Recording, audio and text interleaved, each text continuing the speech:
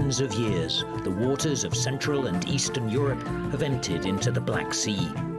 From mountain streams and sluggish plains, they combine to form a great river known as the Danube. People fought on, fought over, and fought against it. It has been trapped, tapped, and channeled, but never completely tamed. My name is Nick Thorpe. For more than half my life, I've lived beside the Danube in Budapest. As the country of my birth, Great Britain, cuts loose from a Europe bruised by Brexit and cut by the coronavirus, I'm staying put. But I'm not staying still. I'm travelling against the flow. This is my journey up the Danube in search of the lost heart of Europe.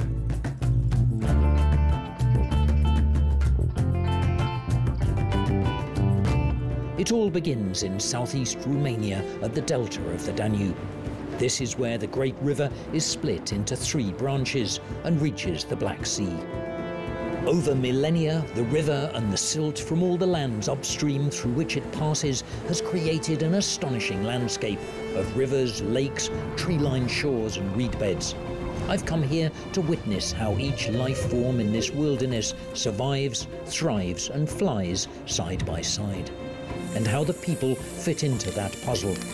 They're a colourful bunch, descendants of priests and pirates, conjurers and conquerors, and strangers like me, who washed up here and liked it so much we decided not to leave.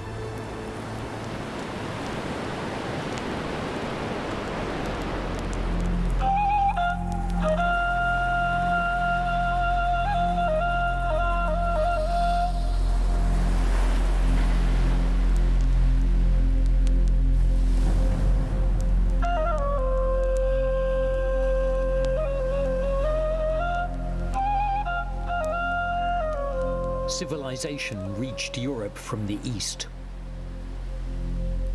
The art of smelting copper and gold from rock in the heat of the flames, and the art of tilling the soil reached this coast from Anatolia 7,000 years before I built my own fire. Here on the shore of the Black Sea, my journey is about to begin.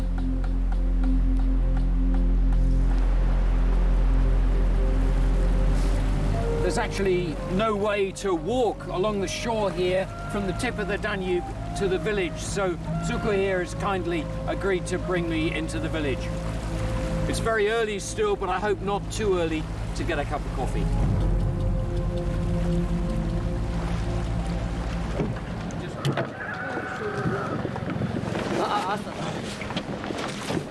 This is Sfântu Gheorghe, a sprawling village where everyone and everything revolves around fishing.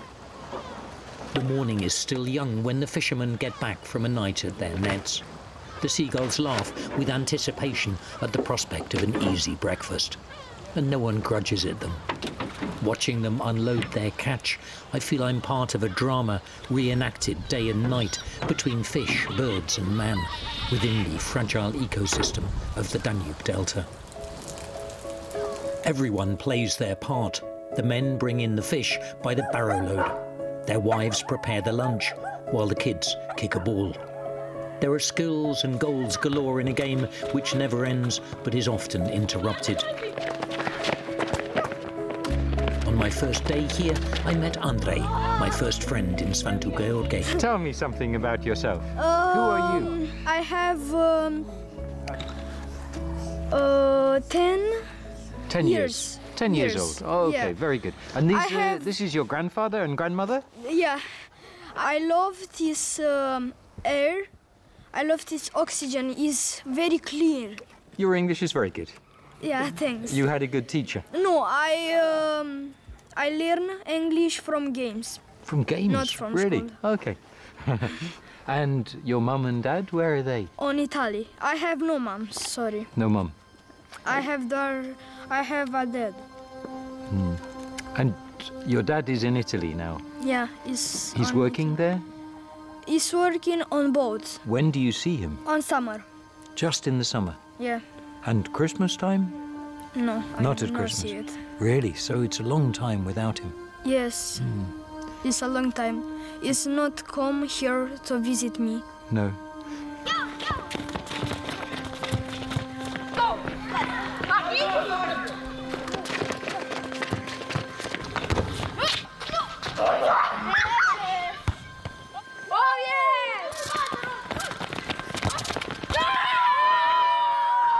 Andrei's story is not unusual. Across Eastern Europe, a whole generation is growing up without their parents.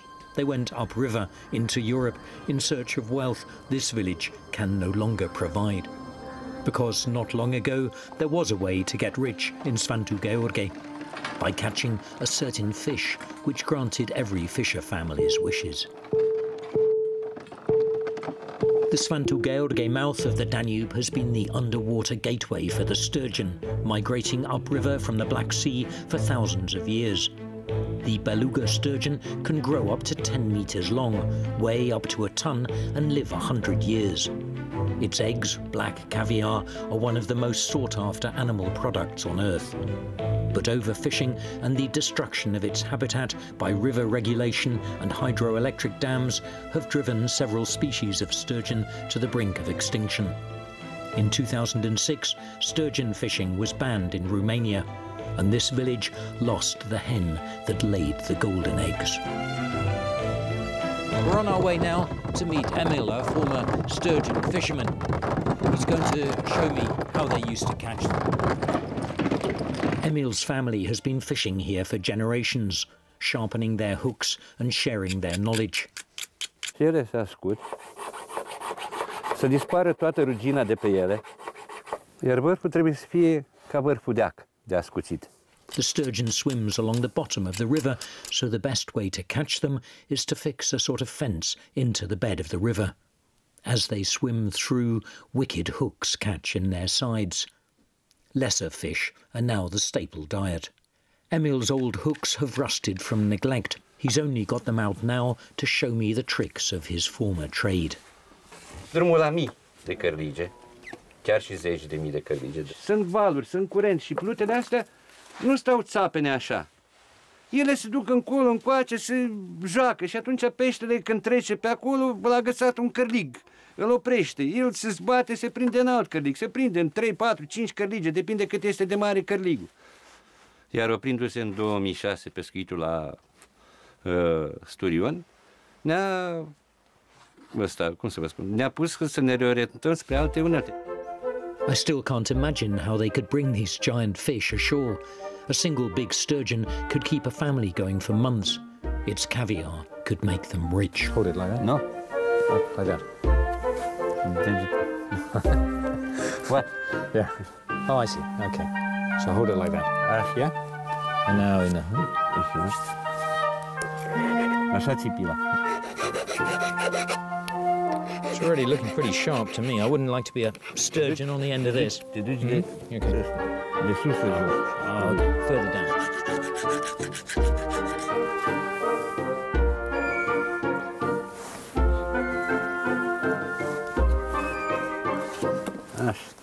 Good. Hey, can I see your hand?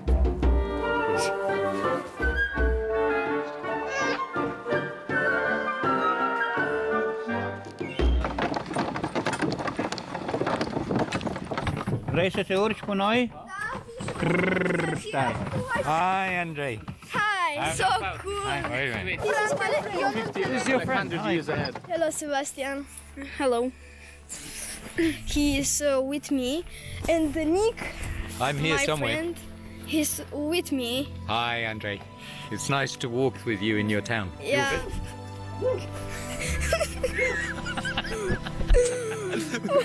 Round and round in circles. Smoke on the horizon, dragon country. Svantu George was named after St. George, the dragon slayer. But was the Danube the serpent in those days, or drought? When Andrei took me to see the two of them, the saint bore a striking resemblance to my young guide. Here, I think we're going to see a dragon. I love dragons, but he's not exist. No dragons. Even here in Svantu George? He was a legend. A legend.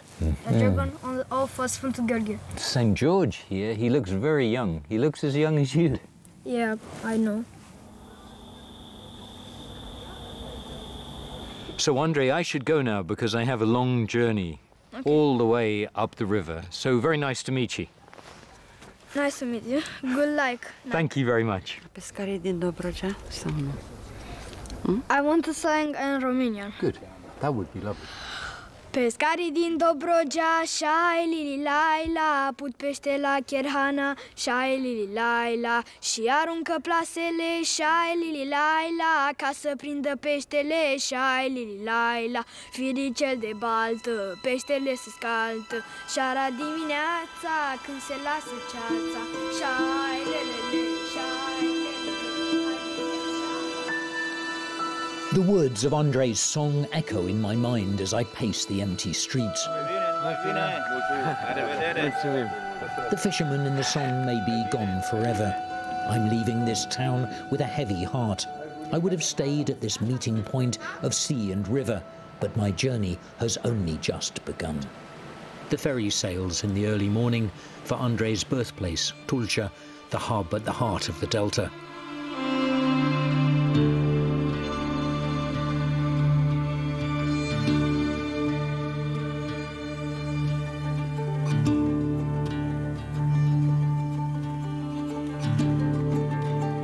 Everyone travels by boat in this watery part of the world, which is just as well because there are no roads. The ferries are micro-communities where people meet, drink, talk and doze, or just let their dreamy river carry their thoughts away. To smoke, you have to go out on deck. In any case, it would be a crime to miss the sunrise.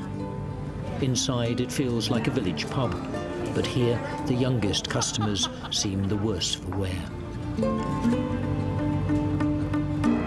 Not just the locals smoke here, but the land itself. It's the reed, I'm told, burning in great swathes deep in the delta. The fishermen themselves set fire to it because they believe it improves the chances of the fish to spawn. I don't quite see the connection.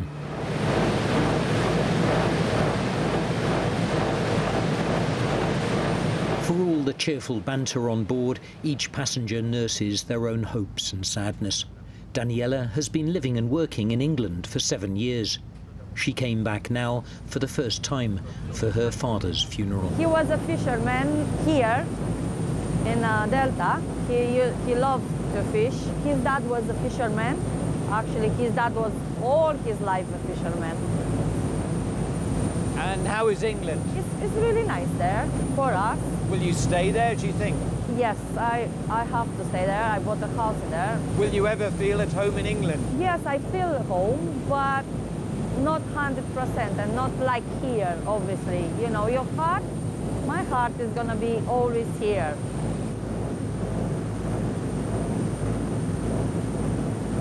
Where do you live? I live in Budapest, but I lived there 34 years in Budapest. My wife is Hungarian. I have 5 children. Wow. They were all born there. Oh, nice. But now they're traveling the world. Yes. 3 of them are already gone. Yeah. The trouble, it's nice to travel, but it means that the family, all our families nowadays are so scattered. Yes. I didn't see one of my children for nearly 2 years. It's a long time.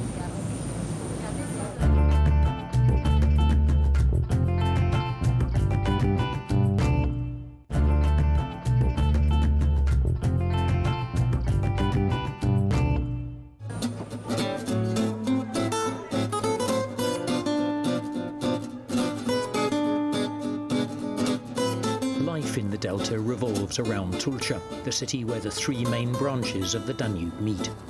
Some ships just dock here, others are built in the vast shipyards. Bauxite is processed for aluminium. Romanians rub shoulders with Ukrainians, Vietnamese and Sri Lankans. Others, like the Russians, Turks and Greeks, arrived long ago.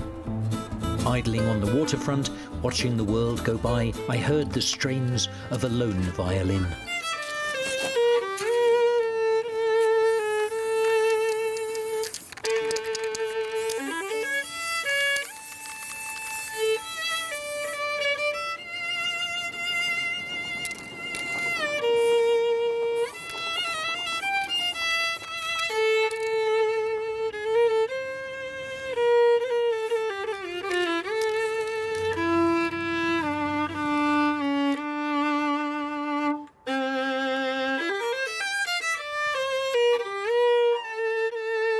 Păi aș vrea să fac o muzică de film ori să devin violonist, adică una din două. And your interest, Mike, in...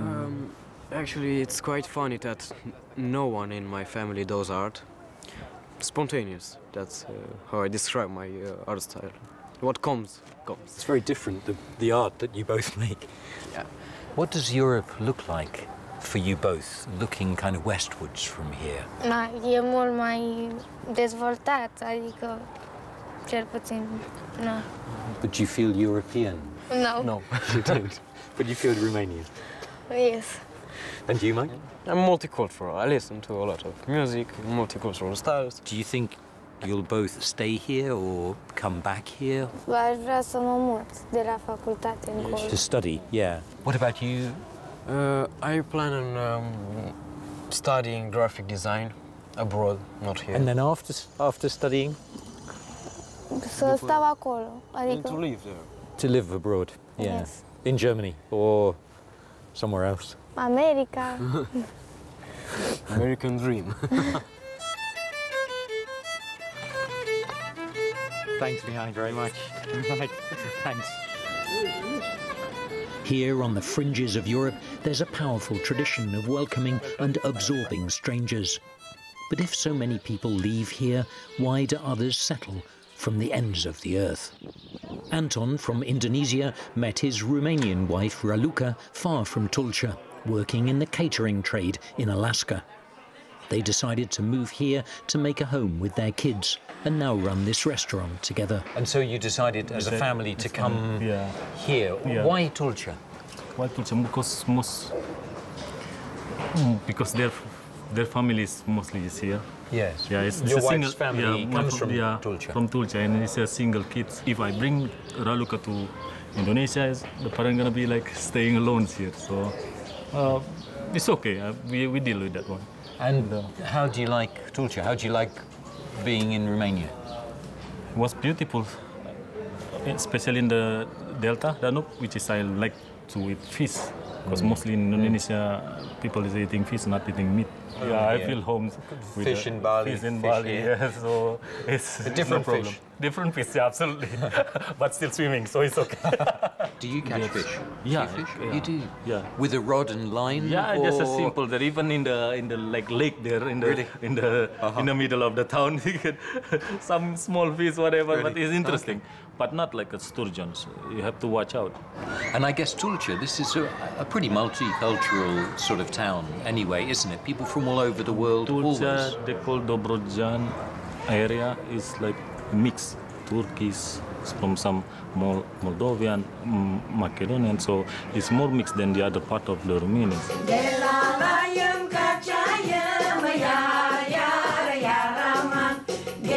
Different cultures live elbow to elbow in the Danube Delta. The Turks controlled this region for 500 years. When their army left nearly 150 years ago, some Turks chose to stay, pledging allegiance to the new Romanian state. One Sunday evening, I stumbled on a gathering of the spectacularly dressed Turkish ladies of Tulcea. They meet every week to celebrate their traditions, eat sweets and sing the old tunes.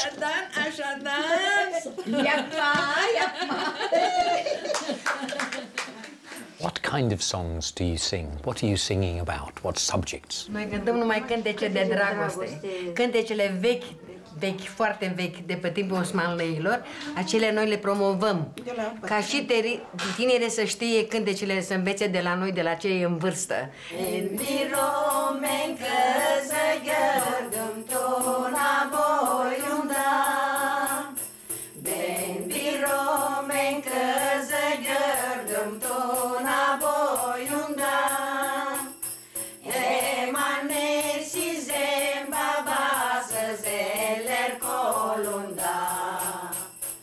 Some of their songs are about the Danube.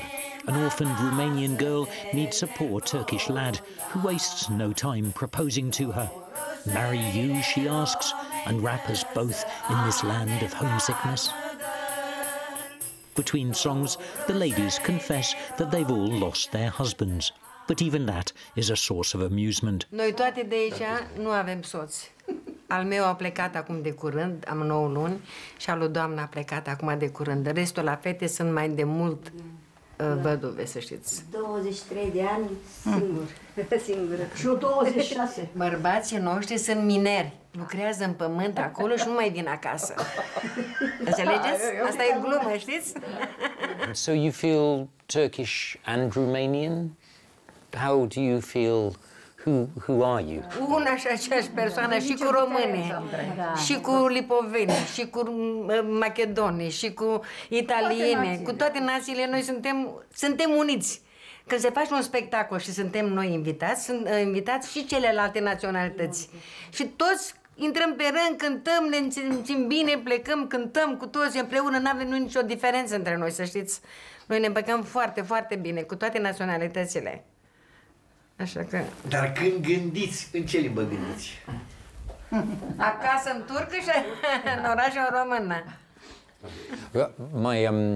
My wife is Hungarian and my children are half English and half Hungarian. But once my son was asked, when he was quite young, is he more English or more Hungarian? And he replied, I'm 50% English and 100% Hungarian.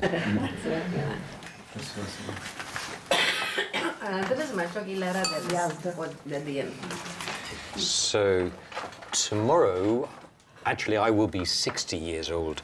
Yarin altmush yasin dolduruyorum.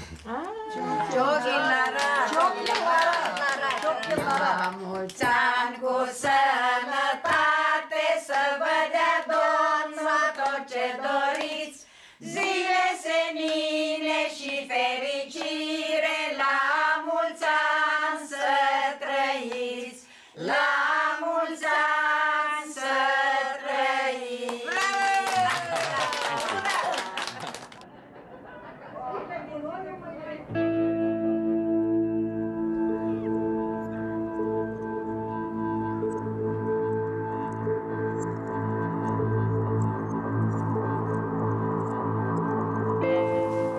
Pretty foggy. Pretty foggy. So it's dangerous to go out, I guess, now? Yes, for the moment, I think we should wait a little bit until it clears out, because, yeah, it can be dangerous. What's the main danger in the fog? Collision? Well, in most of the time, it's collision with another boat or with something in the water. When you see the other side clearly, then it's probably safe to go. Further down the Danube, it's even thicker fog, so you have to be sure. Daniel Petrescu is an ornithologist from Tulcea, like his father before him. A jack of all trades and a master of all of them, the perfect guide for the lakes and channels of the Delta. And the rare and common birds who make their homes or migrate through here. The fog which hid them all from us was hardly his fault.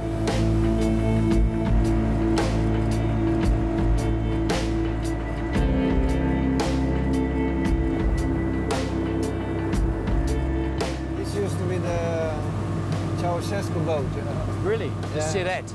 Siret, yeah. It was Ceausescu's birthday yesterday, I remembered.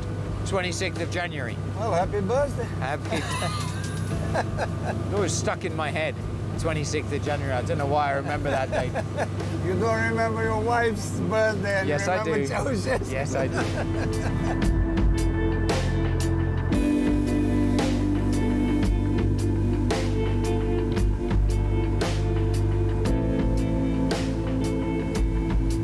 Trying to get to this little lake here. This is one of these places where cormorants begin the breeding and then the next birds are following. Because cormorant nests in the trees, all the herons around here, the spoonbills, egrets, they would nest in these trees.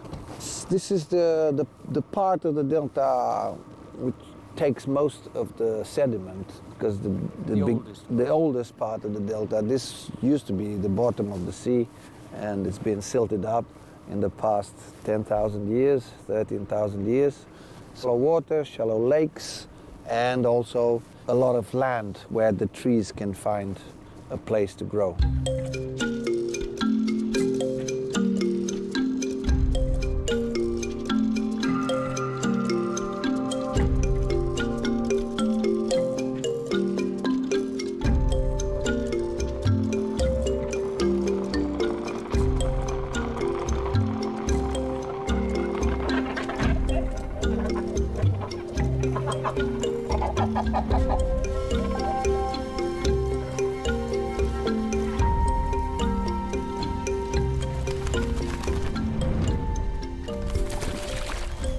what we see, as you have observed, they are chasing the cormorants because they can't fish at this time of the year in this deep water.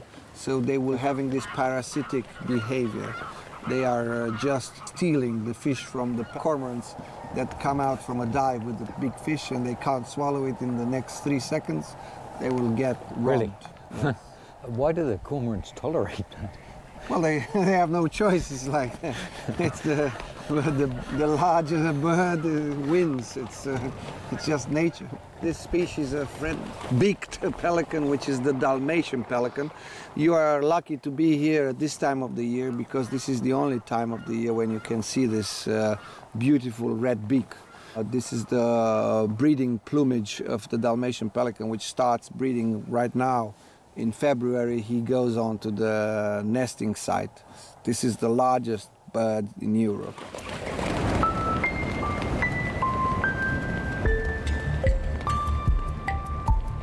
I came here in January, prepared for a deep frozen landscape, but instead of ice, found open water, and the reeds not white with frost, but charred black. The fires, lit by fishermen, spread uncontrollably in the dry winters, driven by strong winds that are common in the delta. That's a problem for people who make a living from harvesting reed, like Adrian in the village of Crișan, which stretches along the main channel of the river.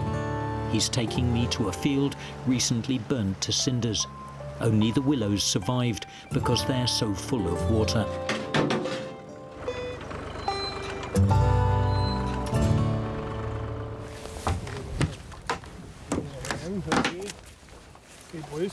So, Adi, this was burning a couple of days ago? Yeah, yeah. You can smell it. It's fresh. It smells really bad. Danube River has a very low level this year. Yeah. These patches are very dry. If they set a fire, they can go wherever. Unpredictable. Unpredictable, because the wind, it just goes everywhere, so you cannot stop it. It's a large area, and they have no chance to stop it. So when somebody is building a business on reed cutting, harvesting reed, you cannot be sure if you can get reed on time or it's going to be burnt the next day. So this is one of the reasons which people are giving up this business. Including you? Including me. This gigantic machine, Adrian's reed harvester, lies unused in his garden. Since I last saw him, he's switched to organic farming. It's more predictable, he said, but what is predictable in a time of climate change? And then another bundle and it falls off the side. Yeah, I see, yeah.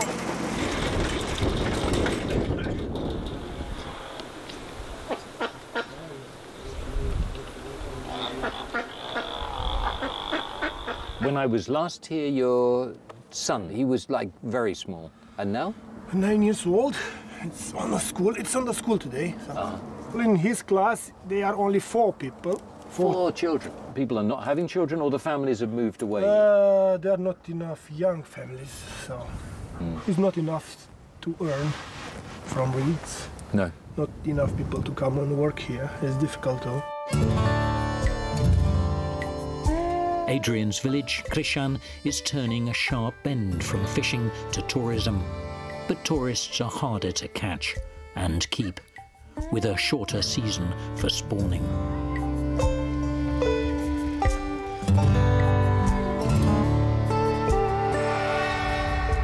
Adrian has some new neighbours to contend with, a protected species, the golden jackal. Jackals love the warmer weather and have spread into the delta from the Balkans. From here, they travel north, beside the Danube to Germany, and from there all the way to the Baltic. Farmers don't like them because they eat domestic animals.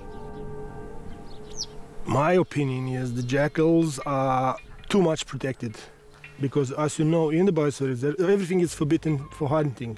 It's strictly protected, but they have no chance to manage the numbers of the jackals. So what's the solution? The solution is they have to keep the numbers down. Which means you and other people shooting them? In any case, they should avoid to let them spread too much, because it's affecting the wildlife. And finally, the biosphere reserve is about wildlife, birds especially. they are not scared because they never heard about gunshot and things like that. I mean, they never harm people, do they? But you... Not yet.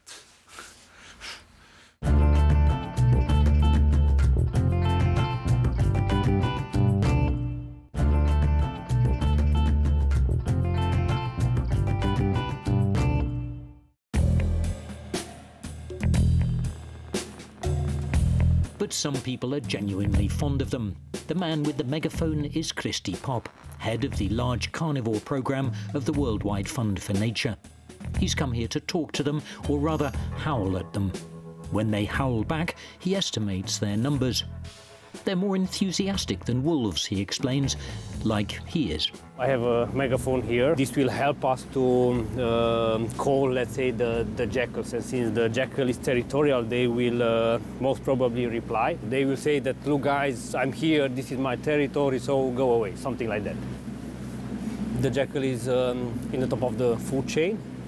So the ecological role is very important. In the last 2 or 3 years, we had quite a situation here with the swine flu. So the jackal was playing the sanitary role, and the jackal ate all the carcasses. They contributed in a way to limiting the spread of the virus.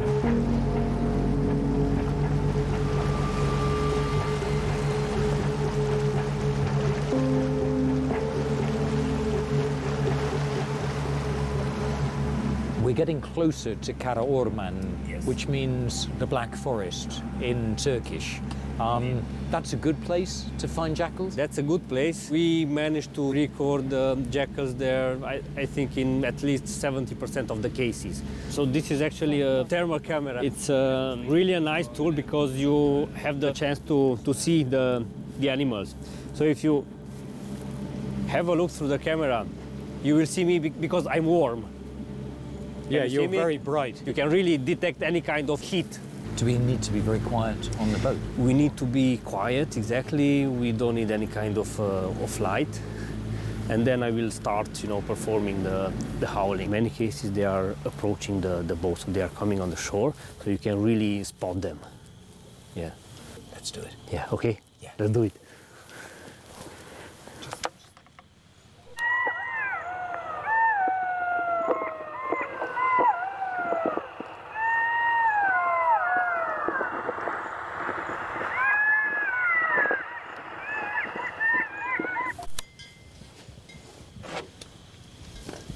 As darkness descends, they watch us by starlight. Imposters, they growl. We feel their presence.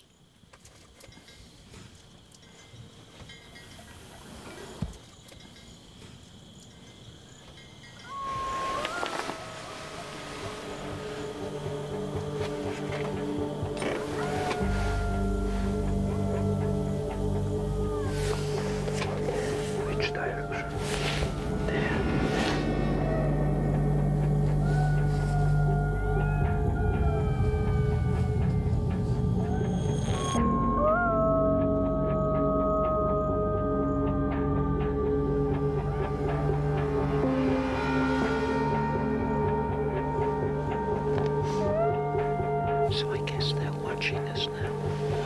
Do you think? Because he was pretty close there. Yes.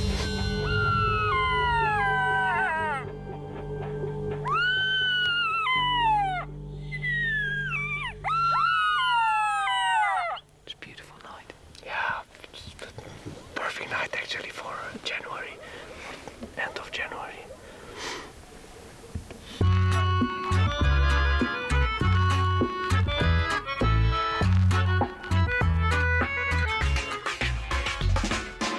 After a night spent hunting jackals, I woke early to search for new prey. Fishermen, the rock stars of the Delta, rich in stars but bereft of rocks. Far from the villages, deep in the reeds, I found an island where they live like the banished. They only go home when their boats lie low in the water with their silver harvest.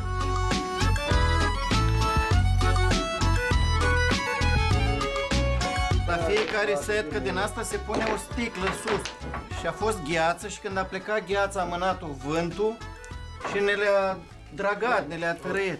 Și atunci pe fund și ea mizerie. Dacă terminăm asta până de seară e bine.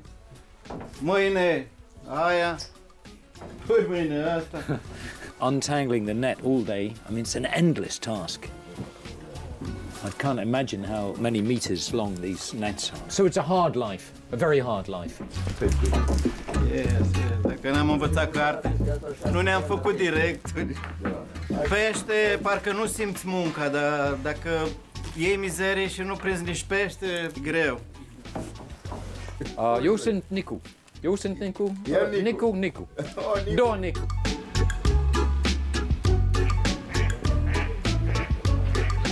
La ora 5 dimineața m-am trezit, am băut un ceai de fructe, uite acolo, fructe de pădure. Am venit înapoi, fac mâncare la băieți, că suntem mai mulți aici, și eu dorm aici. Și în caz de am musafiri, mă primesc acolo, deci traducele, nu știu să le traduc. License, authority, authorization for commercial fishing. Different authorizations, different kinds of fish that they're allowed to caras. Do they pay you a fair price for the fish? Eu, 3 lei ne dă pe kilo de caras. Și în țară îl dă cu 7 lei. So Vasily and the other fishermen here get less than €0.5 for 1 kilo of caras, but it's sold in the markets for 7. The markup is like that, but the poor fishermen here getting very little for it. Vă arăt acolo.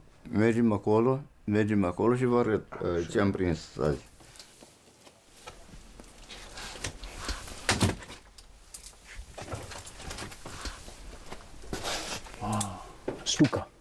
Stuka. Pike. Caras. These are all the fish from this morning.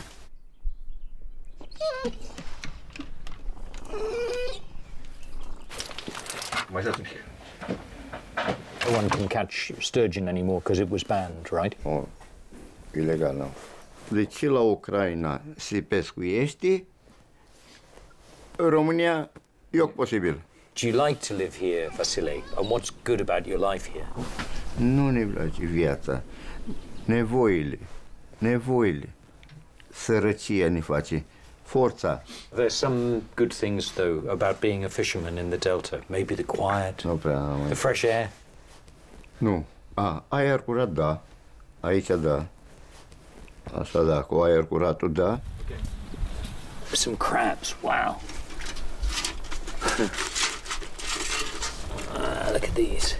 Well, they're not actually crabs. They're like shrimps, or giant shrimps. This one's still alive. That one's still moving in there. Wow. Wow, it's still alive, this one. Whoa. Look at the little eggs in there. That's good? Wow. I'm not going to do that. Vitamina. Vitamina. It tastes good. Wow. I'm really not going to do that. The sturgeon dogs my footsteps on this journey like a mythical being, like a mermaid once glimpsed between the waves, never forgotten. And the memory of the sturgeon and the wealth she once brought hovers over the delta. To see her myself, I visited the aquarium in Tulcea. The sturgeon is the oldest fish on Earth. At 200 million years old, they've been around at least 4 times longer than humans. And fossils show they haven't changed at all. The original design was perfect. An armored fish, all cartilage. Outside, they have a skin like a shark skin. So if you feel it, if you put your hand on it, yes, it would feels cut like your fingers. sandpaper, yes. So it will take away your skin. And also they are armor plated with some bony plates, which are very tough. And inside they don't have bones, they only have cartilage. I'm not sure if I like them. I respect them, I think. Yeah, look at this one. They need special places to spawn. So they need an area which has no mud on the bottom. They need like a clear bottom where they can stick their eggs. And unfortunately, people know about those places, and this is where they catch them. So they are quite predictable in this matter. I'm not sure exactly if they have a bright future if we continue to fish them. There are very few communities of fishermen, like the one in St. George, that were making their most of their income from sturgeon fishing. In their case, they might be right with their arguments, but the situation is that sturgeon is dying, sturgeon is disappearing. Since they were using the Danube as like a highway to get to the spawning grounds, they used to go 2,000 kilometers upstream. They used to reach Vienna in the old times. So now they are limited to 1,000 kilometers on the Danube, up to the Iron Gates. So they lost two-thirds almost of the river to spawning. At least half, let's say, yes, of the river. After hearing so much about this ancient fish, I wondered about its flavour. Why so much excitement? I haven't eaten meat since I was 17 on the grounds that I shouldn't eat what I couldn't kill. But could I harm such a magnificent creature? Pushing aside my doubts, I travelled back to the Black Sea, to Sulina, a town founded by pirates at the tip of the central branch of the Danube. I've been eating fish for several days now.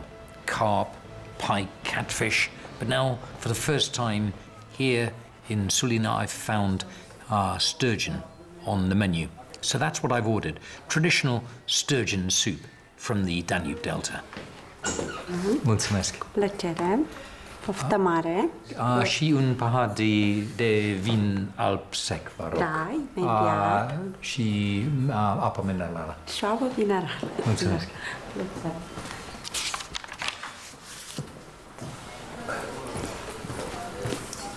Mulțumesc. Plăcere.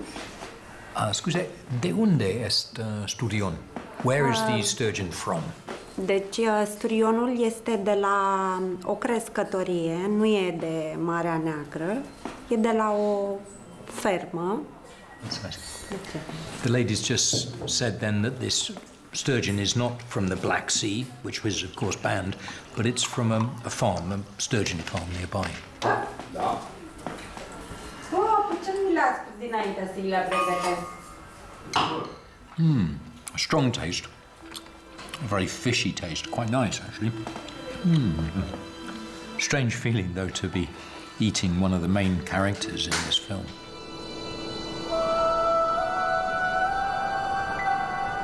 Other rivers are measured from the source, but all distances on the Danube are measured from this old lighthouse. This is mile or kilometre zero. The very first European Commission assembled here in 1856 with a humble aim to guarantee free navigation on the river.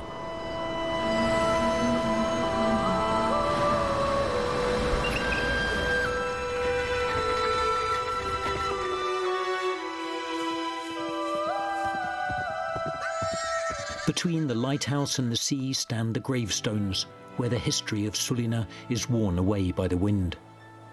The traces of many cultures are still just visible.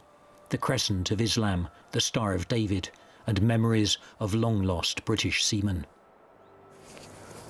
If we can go through this way, Alex. What? Alex, this way, I think. No, go on. This way, okay. At first sight, in his hoodie, Alex might be a ghost flitting between the gravestones. But I soon realise he's actually the master of this place, like an older brother to Andrei in Sfântu Gheorghe. Alex is 13. These Delta kids are wiser than their age. Look. Where? Nice? It's a jackal? Șacal? Yes, șacal. Aici avem un copil care a murit la vârsta de 2 ani din cauza efectelor climatice, adică ploaie și ceață în același timp. După aceea, după câteva minute, a venit o caniculă foarte mare. Având în vedere că corpul unui bebeluș de 2 ani maxim trebuie să suporte o căldură până la 20 de grade. Și atunci erau 25-30. Do you have a favorite story or favorite gravestone here? Deci, acest pirat a fost ademit de către 2 frați într-o capcană de-a lor. Iar legenda sa încă rămâne. Când este roa dimineții, trebuie udată această plancardă cu apă de la mare. După ce o udați, apar niște inscripții care vă arată locul și data comorii. Dar problema este că aici începem noi, dar trebuie să mergem șerpuit, fix pe aceeași urme ca ale lui, până la colțul plăjii, unde este noua stație de cercetare. Următorul mormânt care aș dori să-l fac este acesta, pentru că, după cum vedeți, nu prea mai este într-o stare cum era pe vremuri. Cel mai important de făcut este să cumpăr ciment, să-l fac în niște cărămizi și după aceea să bag aici sub el, să le lipesc. Am avut o profesoară foarte bună, pe nume doamna Irica. Am fost de câteva ori cu ea la ghidaj, la prezentare. Mi-a plăcut cum povestea, inclusiv că i-a aflat că mi-a place foarte mult istoria. Când m-a văzut că niște oameni m-au întrebat despre un anumit mormânt, le-am spus toată povestea asta întreagă. Și m-a întrebat, ai dori să fii ghidul cimitirului? Am zis, bine. Oricum, nu am prea ce să fac acasă. Și sunt ghid aici la Surina de vreo 3 ani. Am 13 ani, ceea ce mă face pe mine să stau în acest oraș este istoria și frumusețea lui, ceea ce este cel mai bine pentru un oraș. Și despre Surina ce aș mai putea să spun, este cel mai estic punct din România, un oraș uitat de lume.